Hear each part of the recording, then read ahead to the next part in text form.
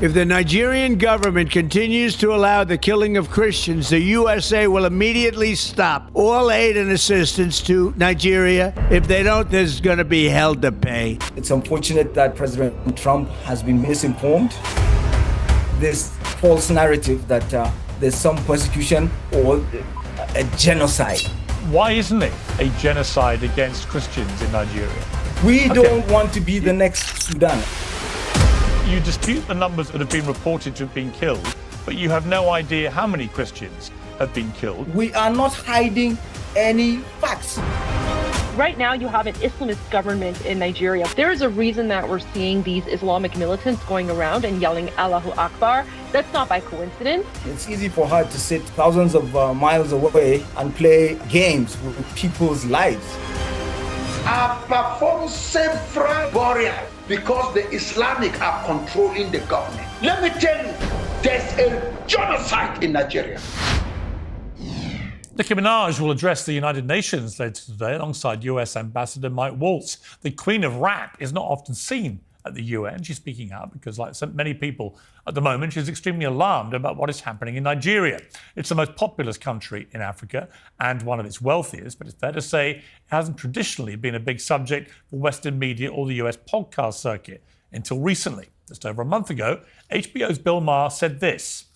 If you don't know what's going on in Nigeria, your media sources suck.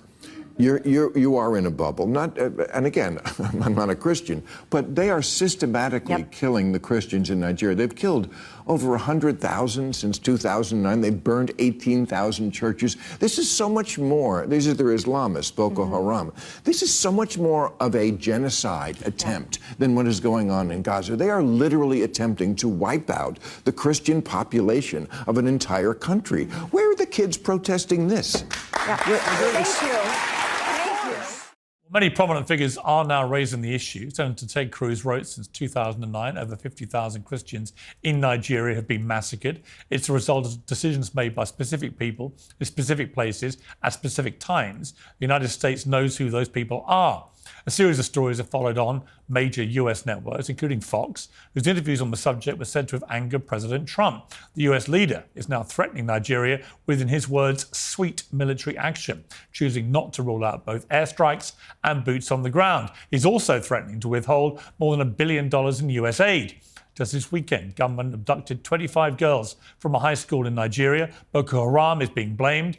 Understandably, I wanted to find out more about all of this. I expected the Nigerian government to be addressing the situation with urgency and invited the Nigerian Foreign Minister, Yusuf Tuggar, to appear on the show. There was a bit of a bad line, but I'm sure that you and many in the White House will find what followed pretty extraordinary. Well, joining me now is the Nigerian Foreign Minister, Ambassador Yusuf Tuggar. Welcome to you, Foreign Minister. I appreciate you joining Uncensored. Thank you for having me, Piers. So a simple question. If somewhere between 50 and 100,000 Christians have been murdered in Nigeria since 2009, depending on which bit of data you want to take up, and 18,000 Christian churches have been destroyed, why isn't it, as some people are claiming, a genocide against Christians in Nigeria? Well, to begin with, those figures are completely and totally inaccurate and false. And many in the media have examined them, they've fact-checked them. So they come from Inter-Society and Open Doors, and they've been shown to be totally inaccurate. What we have in Nigeria is a multi-ethnic, multi-tribal, multi-religious country of 230 million people. Our nation-building project is not an easy one. We have suffered from the effects of things that we have no control over, exogenous factors such as the breaking up of the Libyan state, the killing of Gaddafi, the proliferation of weapons and fighters that have cascaded down to the northern fringes of Nigeria and beyond, and have affected the entire region. the failure of the EU Sahel strategy over the years. These are all things that we are suffering the effects of. And we do have Boko Haram in the Lake Chad region that affects not just Nigeria, but 3 other countries, Niger, Chad, and Cameroon, that we've been contending with through the multinational joint task force that allows the troops of the countries in the region to pursue the terrorists. 50,000 insurgents and people that were caught in the region of the insurgency having surrendered, and we were in the course of processing them, and some were being rehabilitated, others were being processed through the legal system when Niger had to pull out because of the failure of the EU Sahel strategy and the military coup that was experienced in Niger, Burkina Faso, and Mali. Look, you've made it clear that you believe these numbers are wildly exaggerated. The International Society for Civil Liberties and Rule of Law is a non-governmental organisation that monitors and tracks human rights abuses across Nigeria. In its report in August, it said jihadist groups, including Boko Haram and ISIS in Nigeria, had killed over 100,000 Christians in the last 16 years. It also noted that 60,000 moderate Muslims have been killed in that period too. Now, I guess my obvious question to you is, if it's not 100,000, then how many Christians have been murdered since 2009? And if it's not 18,000 Christian churches that have been destroyed, how many is it? We in Nigeria have Christians, we have Muslims, we have atheists, we have animists, and when we're counting death tolls, we don't necessarily go by religion. And quite often it's difficult to even identify what religion an individual that has just lost their lives belongs to. And what we are concerned about is that they are Nigerians first and foremost. And we've seen these sort of agitations by faith-based organizations that is a prelude to the breaking up, to the dismemberment of countries. We've seen it in Sudan. We know this playbook.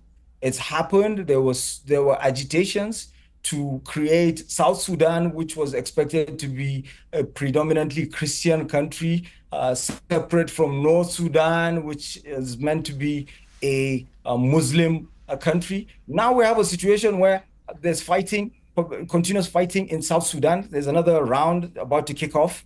The same thing in the North Sudan. Okay, but let me interrupt. Muslim fighting each other. So we don't want to be the next Sudan. We will not allow ourselves to be the next Sudan. No, I understand that. Where are the faith-based groups that were agitating for Sudan to be dismembered?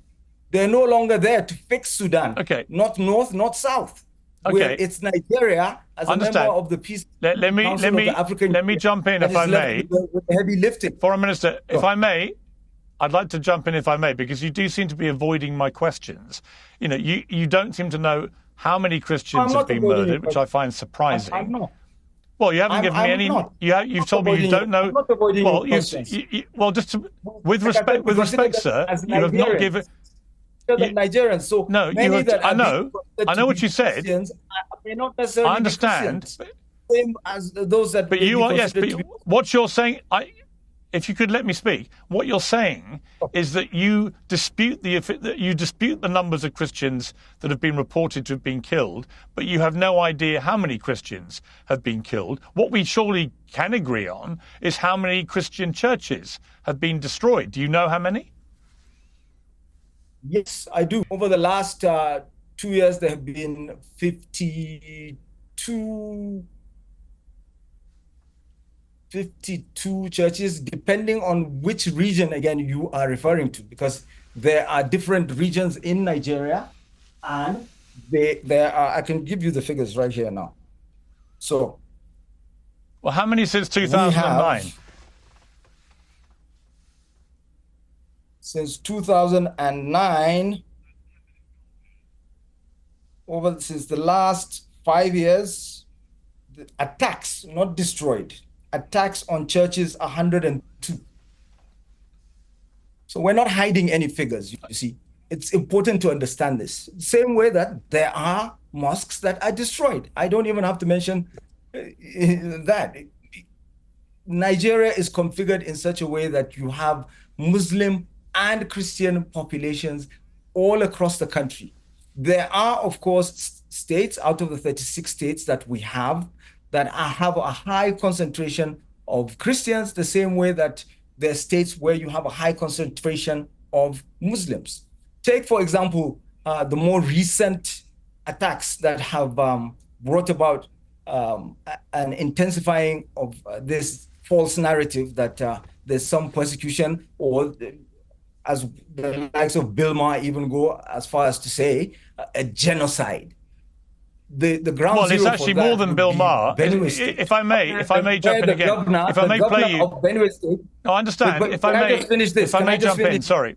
No, if I can just finish this. If I can just finish this, sorry. The governor of Benue State happens to be a man of the cloth. He's a reverend father. He's a Catholic. So you can see how it is impossible for him to be concealing what is happening. He would be screaming at the top of his voice if indeed there was some genocide, or if there was some specific calculated targeting of Muslims, of Christians. But he knows there isn't, and that is why he is not doing so. But let me play you a clip from President Donald Trump about this. If the Nigerian government continues to allow the killing of Christians, the USA will immediately stop all aid and assistance to Nigeria. We're going to do things to Nigeria that Nigeria is not going to be happy about, and may very well go into that now disgraced country, guns are blazing, to completely wipe out the Islamic terrorists who are committing these horrible, horrible atrocities. I'm hereby instructing our Department of War to prepare for possible action. If we attack, it will be fast, vicious, and sweet, just like the terrorist thugs attack our cherished Christians. These are cherished people. These are great people. Leave them alone. Warning, the Nigerian government better move fast before it's too late. If they don't, there's going to be hell to pay. So what is your message to President Trump, who obviously completely disagrees with you? My message is that we have the utmost respect for the United States of America. We have, by extension, the utmost respect for its president, President Trump. It's unfortunate that President Trump has been misinformed by those that trade in generalized labelings. And unfortunately, it has resulted in this statement. We urge that the engagement that is ongoing continues, so that we will provide more information and clarity. We are not the ground for either a jihad nor a crusade. Nigerians have lived in peace, relative peace with each other for a very, very long period of time. We are the people that populate the confluence of the rivers Niger and Benue, and we will continue to do so. And it's important to be mindful of the complexity of the Nigerian state. It is a multi-diverse state in so many regards, and it is an ally of the US because we've worked successfully together in the past. And we actually appreciate what President Trump has done in the past when other subsequent US administrations would not sell Tucano jet fighters to us, planes, aircraft to us. President Trump acquiesced to that. Some of the things that we're experiencing at the moment have a direct linkage to the application of the Leahy Law to countries like Nigeria, where they were deprived of weapons to maintain peace at home and help also maintain peace in the region. This is why we continue to experience terrorism in the region, in the Sahel region, whereas in the past, when we worked successfully together with the US, you could see what Nigeria was able to achieve. We resettled Sierra Leone, we resettled Liberia successfully, and our multinational joint task force Minister, I'm interrupting was very you. effective in the fight against terrorism. Until Minister, just stay there for a moment, if you will, because joining me now is the former Canadian MP Goldie Gamari, host of the Goldie Show, who has spoken out frequently at what she says is a genocide against Christians in Nigeria. Goldie Gamari, welcome to Uncensored. What is your response to the Foreign Minister of Nigeria, who says there is no genocide, the numbers of those who've been killed, number of churches attacked, has been wildly exaggerated? Well, first of all, Pierce, thank you for having me on. It's a pleasure to be here. You know, Pierce, if it walks like a duck and it talks like a duck, it probably is a duck. There is a reason that we're seeing these Islamic militants going around and yelling Allahu Akbar. That's not by coincidence. There's a reason that they are attacking Christians on Christmas Eve. Let's not forget that back in 2014, almost 300 Christian schoolgirls were kidnapped by these Islamic militants. 80 of them, their whereabouts are still unknown. Pierce, what's happening in Nigeria is jihad. It's the exact same thing that happened on October 7 by Islamists when they broke into Israel and murdered Jews yelling Allahu Akbar. It's the exact same thing that ISIS terrorists did to the Yazidis in Iraq. It's the exact same thing that happened in Lebanon. Here's the only difference between what's happening today in Nigeria versus what happened 1,400 years ago when the Muslim Arab invaders came to Persia is that back then people did not have cameras, but today they do. It is 100% jihad. We've seen it before. This is how the Islamist playbook always happens. Well, I don't think that the foreign minister was denying that bad things have been happening. He's just denying that it constitutes a genocide and that the numbers of reported because his deaths government of is a part of it. Of murders of Christians. I think his government is complicit. Right now, you have an Islamist government in Nigeria. One of the things that he didn't mention to you is that typically it's been a constitutional convention in Nigeria that if the prime minister is Muslim, then if the president is Muslim, then the vice president is Christian. If the president is Christian, then the vice president is Muslim. This is intended to have a proper representation of the Nigerian population. Right now, you have a Muslim president, and then they decided to choose a Muslim vice president, and so there is actually no Christian representation in the Islamist government. By the way, this is a government that is working closely behind the scenes with the Islamic Republic of Iran. You should ask the foreign minister why Nigerian school children are holding pictures of the Ayatollah, who is a brutal dictator and is murdering my people in Iran. People need to look into the linkages between the current Nigerian government and the Islamic Republic of Iran. I was a politician for 7 years, Pierce, and I can tell when someone is lying and avoiding the truth. That's exactly what this foreign minister is doing, and shame on him for lying. Foreign Minister, your response to that? With all due respect to the lady, I'm sorry, I forget her name. She has already exposed her ignorance and lack of knowledge about Nigeria, and it's easy for her to sit thousands of miles away and play games with people's lives. These are real lives. I'm not the one playing games with people's lives. 7,000 Christians have been murdered in Nigeria. 7,000 Christians have been murdered in Nigeria. Who's playing games with people's lives? Does not even know whether Nigeria has a president or a prime minister. You can see how she's waffling, she's stumbling, but this is typical of.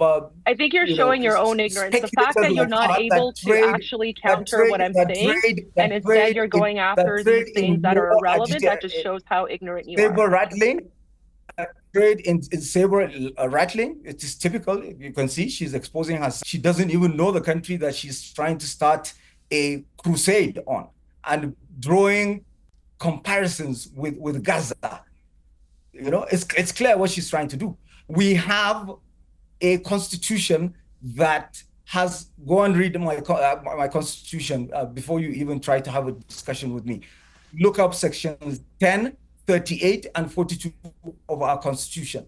There is federal character enshrined in our constitution. It's part and parcel of it.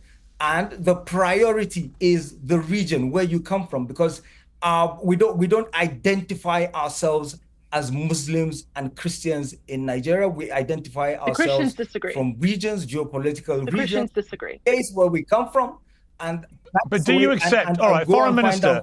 Foreign Minister, let me jump in. Let me jump in. Find out Foreign Minister, Foreign Minister, do you, Foreign Minister, if I may, Foreign Minister, if I may, Foreign Minister, do you accept that there is a big problem? You know, we can quibble over precise numbers, but you've already said by your own numbers, over 100 Christian churches have been attacked. You won't commit to how many Christians have been killed.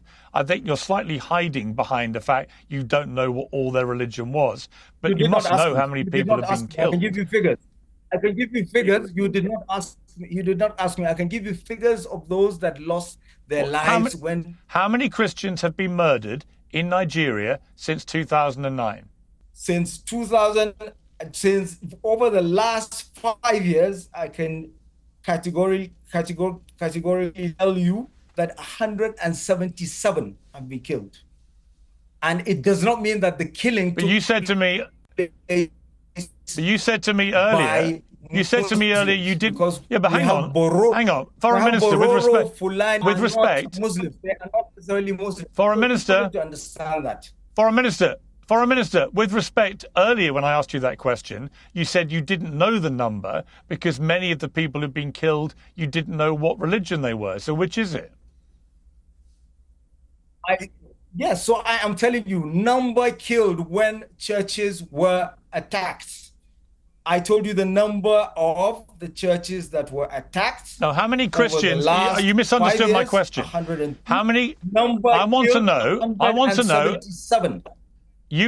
Yes, but Foreign Minister, you have had United States senators like Ted Cruz saying publicly that at least 50,000 Christians have been murdered since 2009. If you're saying that number is wildly exaggerated, what is the number? I keep giving you the numbers, but clearly, you are not. You're not. You're giving me the numbers since in the last 5 years. Accept the numbers or to even listen to what I'm saying. 102, 177, number injured 98, number abducted 7. Okay, so we are not hiding any facts. But as I said, we don't go about trying to identify a Nigerian's faith when they've lost their lives. That is but not. Do you condemn? What Nigeria do you condemn? Foreign Minister, do you condemn? Do you condemn the attacks and the murder on Christians by Islamist groups in Nigeria? Absolutely, 100%. I lost my father-in-law to an attack by an Islamic terrorist group, Boko Haram. So I myself, I'm a victim. I've lost family members to attacks. And they were Muslims. But it doesn't matter whether they're Muslim or Christian, because their aim is to kill, to maim, so that they would achieve their objectives. And the number one enemy of Boko Haram is not a Christian. It is a Muslim who does not subscribe to their own brand of Islam. Okay, I mean, Goldie Gamari, let me bring you back in there. I mean, there's no doubt that tens of thousands of moderate Muslims have also been murdered by Islamists. We can argue, till the cows come home, frankly, about what the exact numbers are. But clearly, a lot of Christian churches have been attacked. So have a lot of mosques, where it is believed that the people who are, observing their faith there are too moderate for the Islamists. So it seems like the Islamist groups like Boko Haram, like ISIS, are targeting pretty much anybody that they don't agree with, be that moderate Muslims or Christians. Is this not, as the Foreign Minister is putting forward, a case of it's not just Christians being targeted and persecuted, it's also moderate Muslims, and that there's a general wider problem with Islamist terrorism? Well, there's definitely a problem with Islamist terrorism, but just because Muslims are being murdered, it does not negate the fact that there is a targeted ethnic cleansing of Christian Nigerians. One does not negate the other.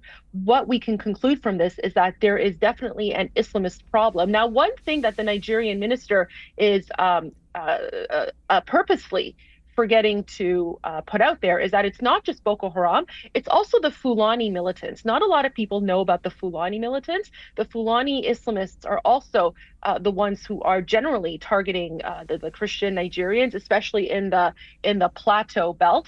And I've had several Nigerian Christians come on and speak about this. In fact, I have seen videos where you have the Fulani militants, on their motorcycles with machetes. They're driving through various towns, and you have the Nigerian military, who's supposed to prevent them from going. They're getting orders to stand down and allow the Fulani militants to go through. Again, Pierce, the loss of life is horrible. But as you can tell from the minister, he's avoiding questions. He's avoiding eye contact. Instead of actually answering the questions, he's focusing more on trying to attack me and trying to, go after me because I'm not as familiar with the Constitution. I don't need to be familiar with the Constitution of Nigeria to understand that, over 50,000 Christians have been murdered since 2009. I don't have to be familiar with the Constitution of Nigeria to know that when someone yells Allahu Akbar before they massacre 200 Christians and burn Christian churches, that's not just banditry, that's jihad. And I think the reason that the foreign minister does not want to admit this is because they are somehow complicit in this. And, he is purposely saying that he is willfully ignorant, because how could the Nigerian government not know if those people who have been murdered are Christian or Muslim? The reason that he's avoiding saying that is because if they actually put out formal numbers about the numbers of Christians targeted and murdered, then they will have to admit that there is a genocide. They don't want to admit that there's a genocide, but that's exactly what's happening. And I'm glad President Trump and others are calling it out. Foreign Minister, finally, your response to that. Well, like I said, the lady and people like her trade in starting wars in faraway places where they have no contacts, they have no understanding of, and they can do that from their armchairs from a safe distance. It's a real life situation. This lady would not know the difference between a Fulani man, a Tiv man, an Igbo man, if they stood in front of her. But you can see clearly overnight, because it pays, she's probably making money out of it. I'm getting $0 for this. I'm getting paid zero. I'm getting paid zero for this. I have been speaking out against human rights violations. Listen, Pierce, as you can tell, he's not able to actually answer anything that I'm saying. All he does is just attack me and attack my credibility. So I think this shows the viewers exactly where the Nigerian government is going to keep on insisting that she has not heard the figures. So that's what she's trying to do. Start a war. They want to break up Nigeria the same way they broke up Sudan, and now they've run away. She's not talking about Sudan anymore. She's not talking about South Sudan. I actually have talked about Sudan in other episodes as well. For Sudan to be dismembered. This is what they do. What they try to do to Africa. Nigeria is the largest country on the African continent. It is the largest shock absorber to the African continent in terms of admitting migrants, in terms of freedom of religion. It's Africa's largest democracy. But people like you, who don't really care about the freedoms of either Christians or Muslims or Africans, will continue to agitate for the breakup of Nigeria, for war. The same way that it's happening in South Sudan, and you've kept mum because you've moved on. The reason that I know that you are working with the Islamic Republic of Iran is because the Islamic Republic puts out the same narrative about balkanization. That balkanization narrative is something that the Islamists constantly use. That Africans are losing their lives. To you, it's just another black country to be broken up. You don't care who dies. Your hands are the one that's covered in blood, not mine. But we've seen you. Not mine. I'm not denying the Christian genocide, but you are. It's not going to happen to Nigeria. Shame on you. Move on to your next project.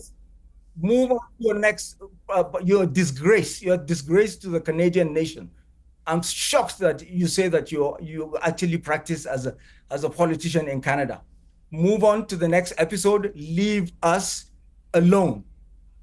Well, I'm going to leave it there. Thank you both very much indeed for joining me. Thanks for having me, Pierce. Thank you. Well, joining us now is the Reverend Zeke Dachimo. Many people saw his passionate speech beside a shallow grave, some of the victims of this persecution, including President Donald Trump. Well, welcome to you, Reverend. It's good to talk to you.